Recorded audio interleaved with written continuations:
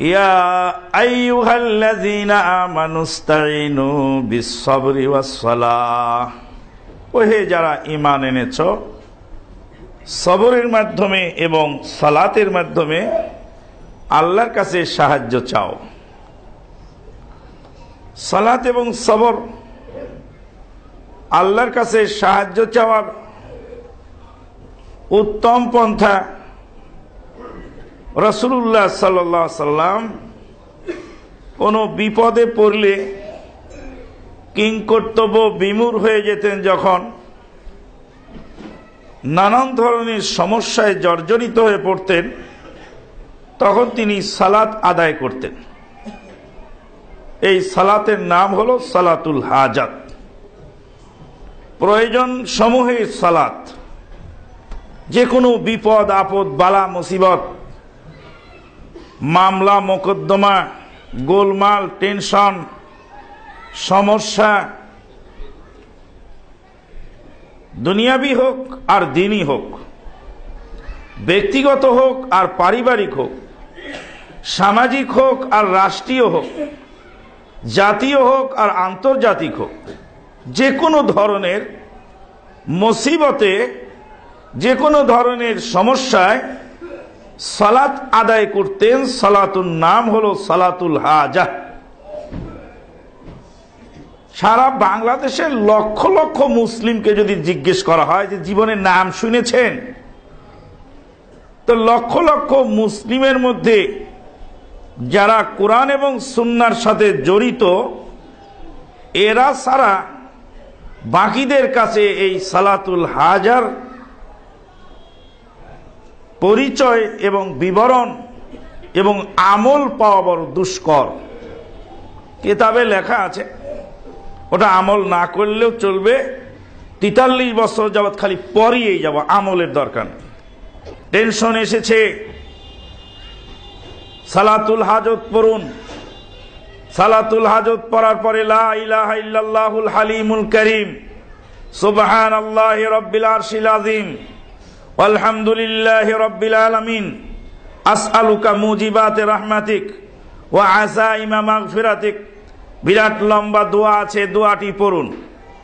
দোয়া তো হুজুরই জানে না, তো জনগণ কি করে জানবে? কারণ হাদিস কোরআনের সাথে তো সম্পৃক্ত নয়। রাসূলুল্লাহ সাল্লাল্লাহু আলাইহি সাল্লাম আমাদেরকে শিখিয়ে গেছেন, ডানে যাবেন না বামে যাবেন, এই চাকরি ধরবেন না ওই চাকরি ধরবেন। ছেলে মেয়ের বিয়ে আসছে 2-3 জায়গা থেকে, কোনটাতে দিবেন আর কোনটাতে না দিবেন। দেশে থাকবেন না বিদেশে যাবেন, এখানে বাড়ি বানাবেন না সেখানে করবেন, নিজে বানাবেন না ডেভেলপারকে দিবেন। যত রকমের কাজকর্ম আপনার আছে, আপনি সিদ্ধান্তহীনতায় ভুগছেন। আল্লাহর নবী সাল্লাল্লাহু আলাইহি ওয়াসাল্লাম বলেছেন, আল্লাহর সাথে পরামর্শ করো, আল্লাহর কাছে তুমি কল্যাণ কামনা করো। এই সালাতের নাম হলো সালাতুল ইস্তেখারা। রাসূলুল্লাহ সাল্লাল্লাহু আলাইহি ওয়াসাল্লাম বলেন, মা নাদিমা, কোনদিনও ওই লোক অনুতপ্ত হয় নাই আর কোনদিন অনুতপ্ত হবে না। কোন লোক?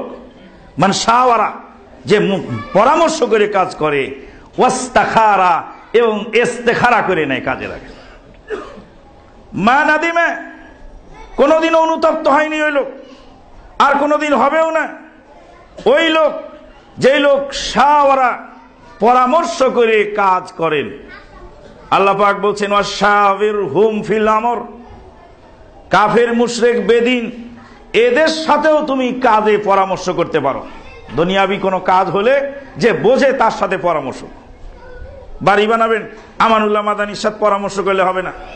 বাড়ি বানাবেন, ইঞ্জিনিয়ার সাথে পরামর্শ করে। শরীয়তের কোনো কাজ করবেন তো আলেমদের সাথে পরামর্শ করে। সামাজিক কোনো কাজ করবেন, সমাজের রীতিনীতি যারা ভালো বোঝে তাদের সাথে পরামর্শ করেন। ছেলে ভর্তি করাবেন, একজন বিজ্ঞ শিক্ষাবিদের সাথে পরামর্শ করেন। পরামর্শ করার লোক তো আপনারা খুঁজে পান না, পাবেন কি করে? নিজেই তো ভালো বোঝেন, পরামর্শ করার দরকার থাকেন। আল্লাহ পাক বলছেন, পরামর্শ ভিত্তিক কাজ করো। আর পরামর্শের উপরে একটি সূরা নাজিল করেছে, মান শাওয়ারা, যে পরামর্শ করে, ওয়াস্তাখারা, এবং ইস্তেখারা করে। ইস্তেখারা শব্দের অর্থ হলো কল্যাণ কামনা করা। আল্লাহুম্মা ইন্নী আস্তাখিরুকা ইলমিকা ওয়া আস্তাকদিরুকা বিকুদরাতিক, হে আল্লাহ তোমার ইলমে আমি কল্যাণ কামনা করছি। 2 রাকাত সালাত আদায় করে ইস্তেখারার দোয়াটি আপনি পড়বেন। আল্লাহুম্মা ইন্নী আস্তাখিরুকা বিইলমিকা, আপনার ইলমের দ্বারা আমি আপনার কাছে কল্যাণ কামনা করছি। ফাইন্নাকা তা'লামু ওয়া লা আ'লামু ফাইন্নাকা তাকদিরু ওয়া লা আকদিরু, আপনি সক্ষম আমি অক্ষম। ফাইন্নাকা তা'লামু ওয়া লা আ'লামু, আপনি জানেন আমি জানি না, আমি অজ্ঞ, আমি জানি না যে কোন সিদ্ধান্ত করলে আমার কল্যাণ হবে। ইন্নাকা আনতাল আল্লামুল গায়ুব, নিশ্চয় আপনি গায়েবের সব ভেদ জানেন।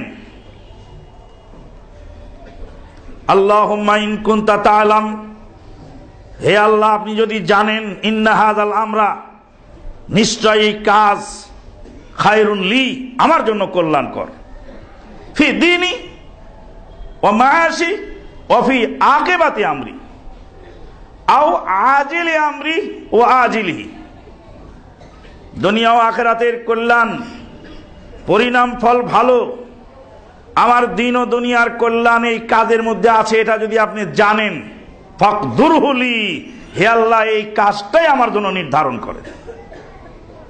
ওয়া ইয়াসসিরহু লি, এটাকে আমার জন্য সহজ করে দেন। সুম্মা বারিক লি ফিহি, তারপর এর মধ্যে বরকত নাজিল করো।